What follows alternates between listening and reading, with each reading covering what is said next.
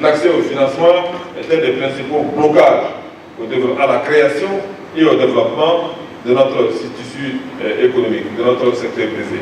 Là aussi, le gouvernement, en tout cas, est prêt à accompagner la Chambre de commerce et les institutions d'appui pour que nous puissions, dans un dialogue fécond avec le secteur bancaire, mettre en place un système financier, un système bancaire et financier à l'écoute des besoins de nos entreprises.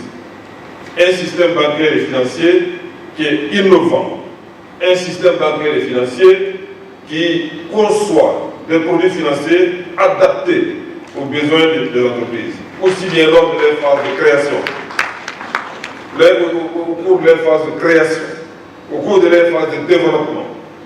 Et c'est cela qui permettra, dans cette alchimie, qui permettra donc le développement du secteur privé dans notre pays. C'est un ensemble, mais j'ai cité quelques-unes des contraintes auxquelles nous nous attelons à l'emploi à la Chambre de commerce et que nous nous attelons à lever.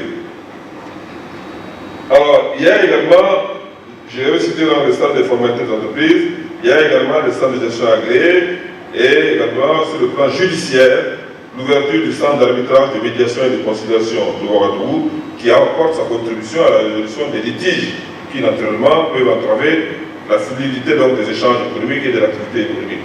Le centre d'arbitrage, de médiation et de conciliation de Ouagadougou apporte sa contribution notamment à la résolution rapide de ces litiges pour empêcher qu'il fasse en sorte que l'activité économique se ralentisse et que, justement, les transactions soient bloquées.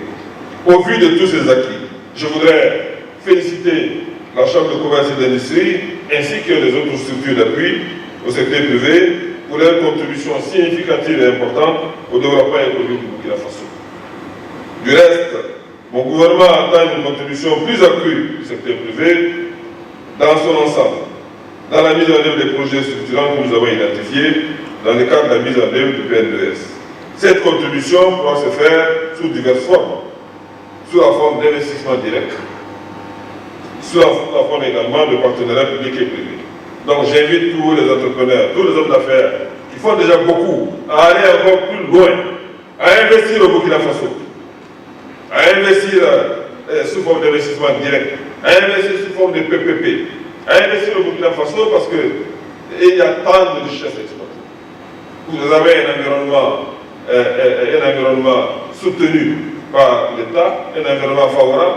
Vous avez également le soutien de l'État pour en tout cas investir et nous serons toujours à vos côtés pour développer l'entrepreneuriat au Burkina Faso. Mesdames et messieurs, honorables invités, les résultats engagés jusqu'ici, grâce aux efforts de nos structures d'appui, ne doivent pas nous faire perdre de vue les difficultés qui se rencontrent dans l'exercice de l'émission quotidienne. Quelques-unes ont été évoquées. Ces difficultés qui s'apparentent à des crises de croissance se rapportent notamment aux questions du financement des activités, de la gouvernance, de la représentativité et aux défis organisationnels et ainsi également à l'adéquation permanente entre les services proposés et les besoins réels des entreprises. C'est les problématiques qui ont été soulevées tout à l'heure par M. le Président qui les a levées si brillamment. C'est pour cela que je voudrais saluer la clairvoyance et le leadership des premiers responsables de la Chambre de commerce pour l'initiative de ce colloque qui vise à rassembler à Ouagadougou la fine crème des femmes et hommes d'affaires d'ici et d'ailleurs, s'il y a un thème qui est plus que d'actualité. En effet, le rôle et l'avenir des chambres de commerce et d'industrie et également des autres organisations intermédiaires du secteur privé se pose avec acuité. De nos jours, à tous les pays, je le dis bien, qui ont fait du secteur privé le moteur de la croissance économique. Et c'est le cas du Burkina Faso. Je le dis, je le répète, il n'y a pas d'autre façon de créer la richesse. C'est l'auto-entrepreneuriat, c'est l'entreprise privée, c'est comme ça. Il n'y a pas d'autre voie. Ce n'est pas l'expansion infinie du secteur privé et du salariat public qui va développer un pays. Non. Nous sommes là pour faciliter les affaires, pour créer des opportunités. faire en sorte que la justice fonctionne, pour développer les infrastructures, pour développer l'électricité, pour faire les routes. C'est ça le plan. Alors, pour ne pas être trop long, je voudrais formuler le vœu, mesdames et messieurs, que le débat qui est animé dans cette journée contribuera à consolider les dialogues toujours constructifs entre l'État et le secteur privé en permettant la mise en œuvre de services innovants et adaptés au profit des entreprises. Vos échanges seront également l'occasion de partager vos expériences réussies et d'esquisser des pistes de réflexion sur les solutions aux difficultés que vous rencontrez dans l'accomplissement de vos missions. Mesdames et messieurs, distingués invités, je voudrais clore mon intervention en rendant un hommage mérité.